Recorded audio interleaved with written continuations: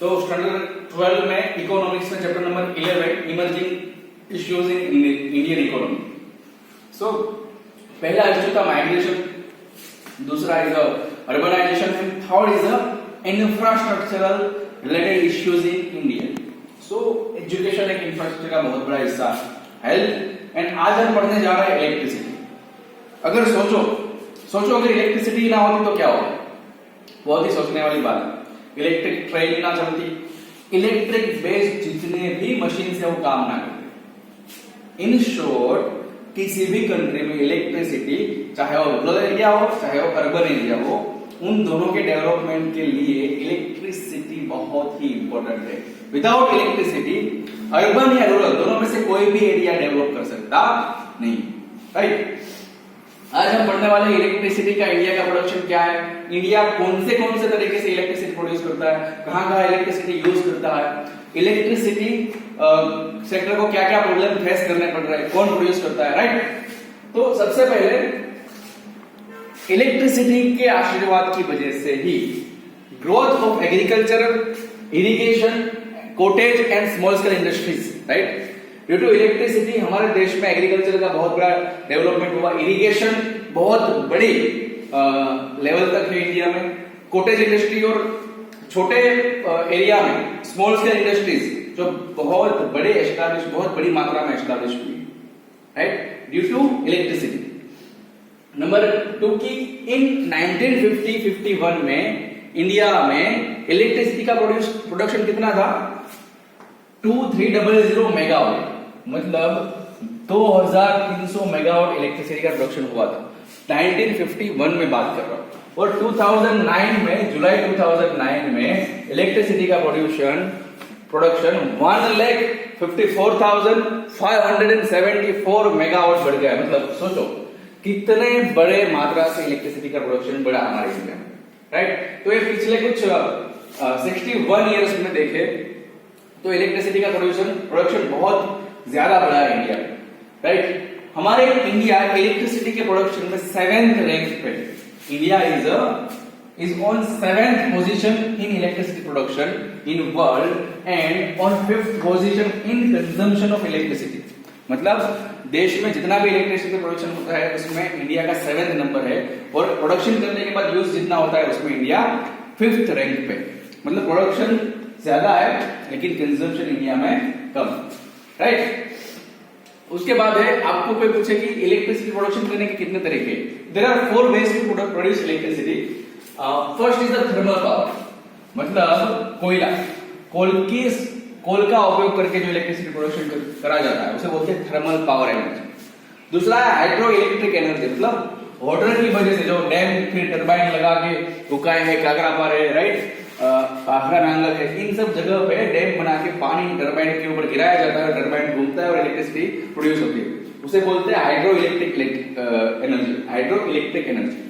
फिर जो न्यूक्लियर होता है, परमाणु, उसकी वजह से जो एनर्जी बनती है उसको बोलते हैं nuclear energy. And fourth is other sources जैसे कि wind mill, biogas, solar energy, right. उसके अलावा भी बहुत सारा है लेकिन हम इतना ही पढ़ेंगे, जैसे कि टाइडल एनर्जी, राइट। जो समुद्र में टाइडल आता है उसकी वजह से उसकी वजह से इलेक्ट्रिसिटी प्रोडक्शन होता है, उसे टाइडल एनर्जी भी बोलते हैं। उसमें भी फ्यूचर में बहुत ग्रोथ होने के चांसेस है, राइट।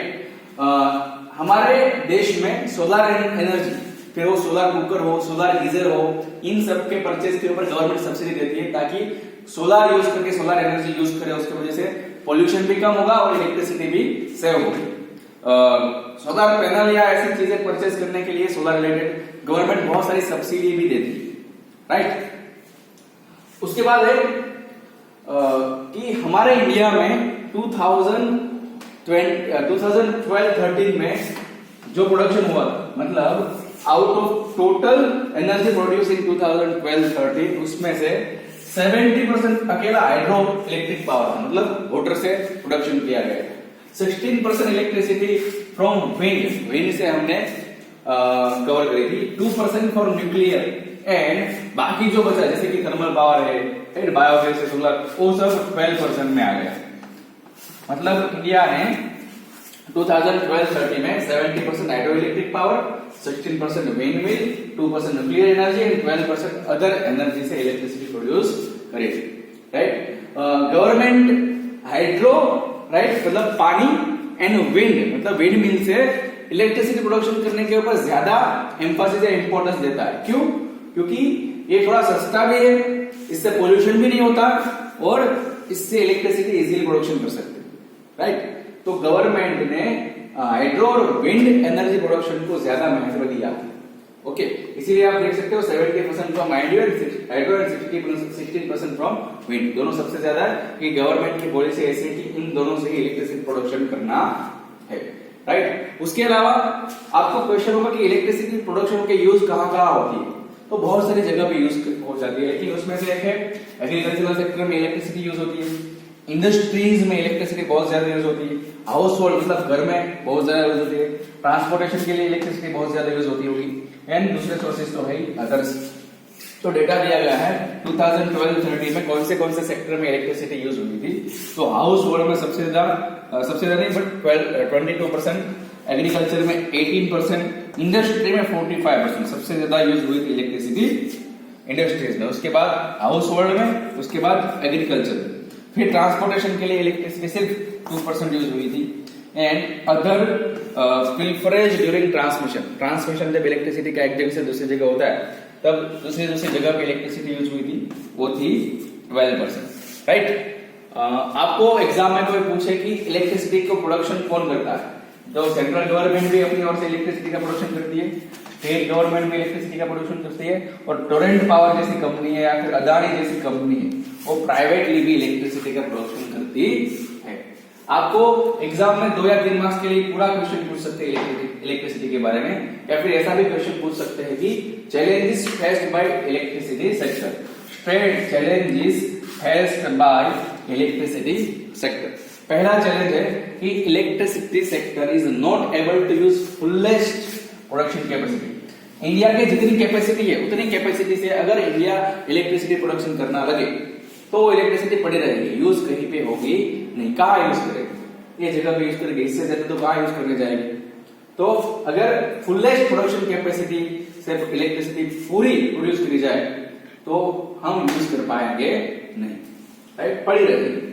नंबर 3, हमारे इंडिया में availability of electricity is not enough, right?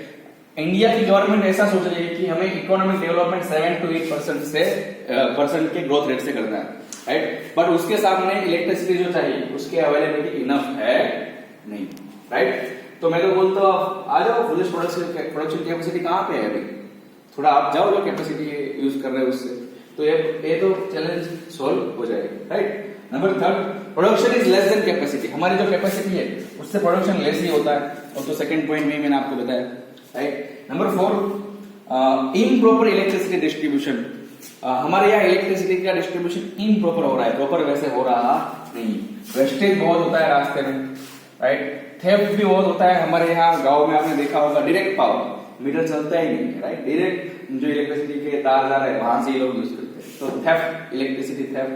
And number 5, electricity production करने के लिए बहुत ज्यादा कॉस्ट चाहिए, हाई कॉस्ट, और लोगों को भी महंगी पड़ रही है। Power cuts, frequent power cuts, right? आपका फेवरेट शो चल रहा है और धक-धक वाली सिचुएशन है एकदम, और तभी पावर कट हो जाता है, तो बार-बार पावर कट हो जाना, राइट? कोल अवेलेबल नहीं है, स्कैर्सिटी ऑफ कोल। तो ये सब जो चैलेंजेस है वो इलेक्ट्रिसिटी सेक्टर को फेस करने पड़ते हैं, राइट? ये क्वेश्चन में ज्यादा कुछ लॉजिक नहीं है, बट अगर एक क्वेश्चन पूछा जाए तो आपको याद रखना है, आप इकोनॉमिक्स का आंसर लिख रहे हो और इकोनॉमिक्स में न्यूमेरिकल डेटा के बहुत अच्छे मार्क्स होते हैं। अगर आपको 5 out of 5 या फुल स्कोर करना है, या 12th बोर्ड में आपको 90+ स्कोर करना है इकोनॉमिक्स में, तो आपको डेटा याद रखना ही पड़ेगा। Okay, thank you for the day and have a nice day.